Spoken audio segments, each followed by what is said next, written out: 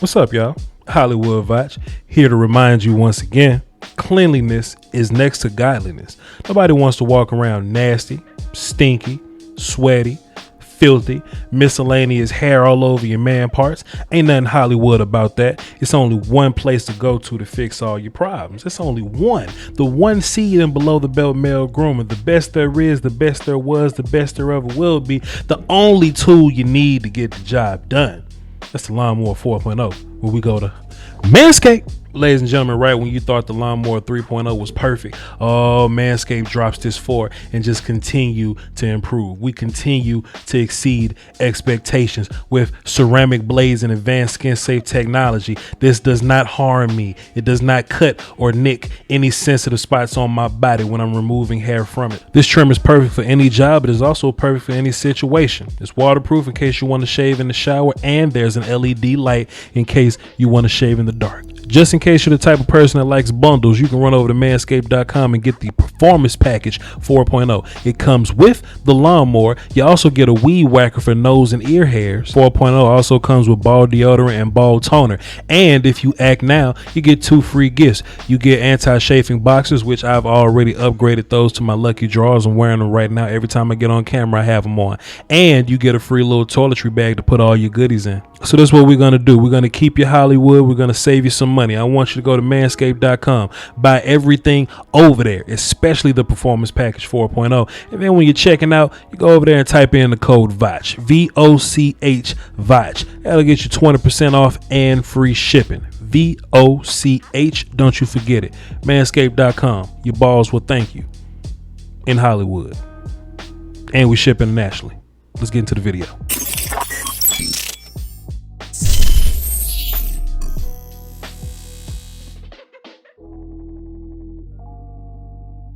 Let's get started. Some people think that our defense did badly because of the end result. I think our defense played really well. Anthony Brown did badly, but the other 10 to 12 defensive players did really well. We'll cross that road whenever we get there. Today we're going to look at Micah Parsons at how he did, and then we're going to sprinkle in the other guys, as we run into some of the good things that they did. But in typical film fashion, as we do in the regular season, we're going to run the play. Then we're going to bring this thing back and we're going to talk about it a little bit. If you're brand new here, this is what we do in the regular season. Appreciate you. If you've been here before, welcome back. Now let's take a look at Micah Parsons, man. One thing that we have to be just constantly aware of is are our linebackers running free? Because most of our linebackers need freedom. They need to be off blocks in order to make impact plays. Micah Parsons is different. He doesn't have to do that. So he can engage with these guys and get off of them, right? Another thing that I find so important is, like last year, one of the bigger impediments to this defense was run defense. And that was a big problem because a lot of guys would do jobs that ain't their jobs. They'll just end up all over the place. What I like about Micah Parsons here is that he does his job. He engages his gap. He goes to the lineman that he's built to occupy, right? But he gets off of that guy to get back inside and get active with the ball carrier. That's what I like the most. He's not just sticking in one spot, and he's not running himself out of the play. He's going to his gap, then he's working back once he finds the ball carrier. Also, too, let's take a look at 97 right here. Oso Digizua. Neville Gallimore is hurt, so we're kind of relying on him a little bit. Osa is getting busy. This the very first play from scrimmage. Yo, this ain't like some doctored up thing where I'm trying to put the best play first. This is the very first play from scrimmage. Osa and Micah getting it going there. So I was impressed by both those guys throughout the night, but let's keep watching. Let's take a look at this play. We got Micah Parsons here, and we got D-Law. And I know a lot of people like to talk crazy about D-Law. We're going to say some nice things about D-Law in this video. Y'all just hang tight. But if you listen to the guys that were doing the interviews all week, they were talking about getting Brady off of his spot. They're talking about getting pressure on him. It's hard to get sacks on Tom Brady, but what you want to do is just keep him out of this spot. You want to move him around a little bit. And the D-line did that in a couple of ways. This time they're running a stunt with Parsons and D-Law. What was so fly here in my opinion, was Micah was the anchor.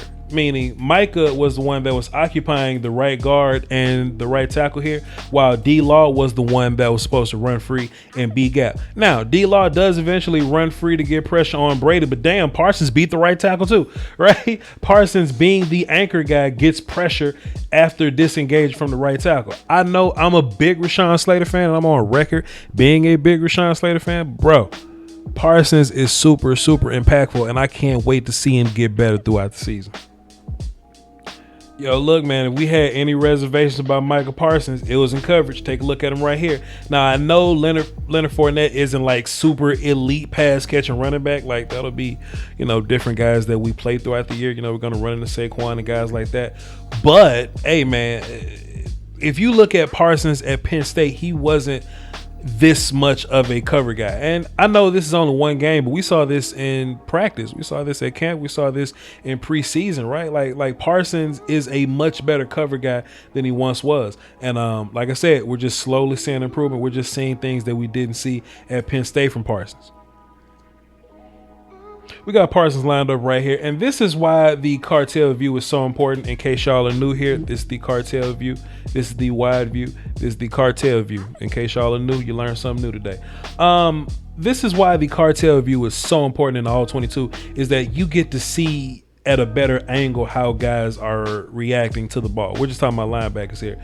Now, some other linebackers on this team, and I'm not bashing nobody, but you can just kind of watch the film in this view, and you can see them waiting for the ball carrier to get to them. You can see those linebackers catching ball carriers, and it kind of gets frustrating because you give away so many easy yards on that. What I like about Parsons, bro, is Parsons is athletic enough to go sideline to sideline, but he's physical enough to get downhill quick so that we can get some of those tackles at the line of scrimmage. We can get those tackles behind, right? The tackles for losses, right?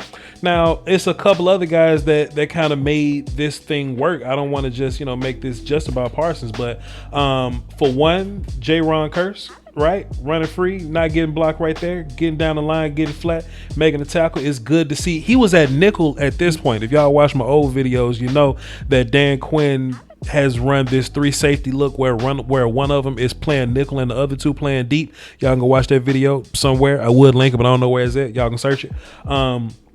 But J-Ron Curse getting down, playing nickel, what this does is that it gives us an athletic dude to play nickel, but we can stay in this formation and we can keep solid run guys like a box safety like J-Ron Curse.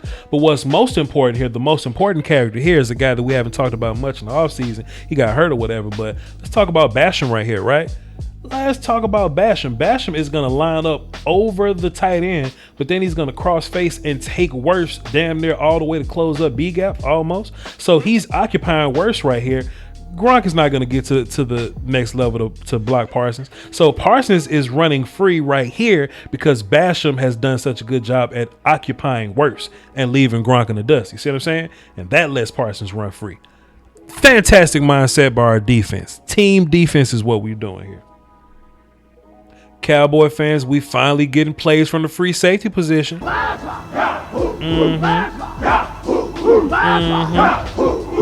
a look at KZ on the roof right here. Look, and this seems like a very standard free safety play, but damn, when you ain't got standard free safeties, you don't get standard free safety plays, right?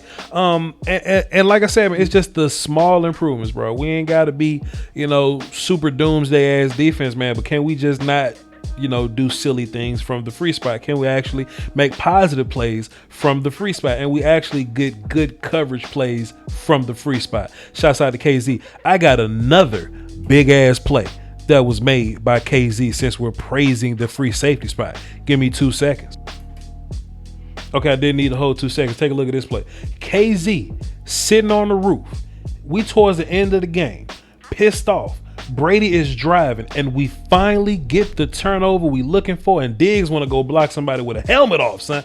Listen, man, like, we got turnovers in this game, and we almost had like 2 more. It was like a dropped interception from Lewis and the dropped interception by Diggs at the end of the game. This is what I mean, man. We just got to be opportunists. We ain't got to be the best defense in the world, but if KZ is going to come up, and not just KZ, this could be anybody, but if we can just come up and get plays like this, or the other turnover I'm about to show you and the other turnover. Like if you just put all these together, can you watch this cartel view? Do we have it? We got it.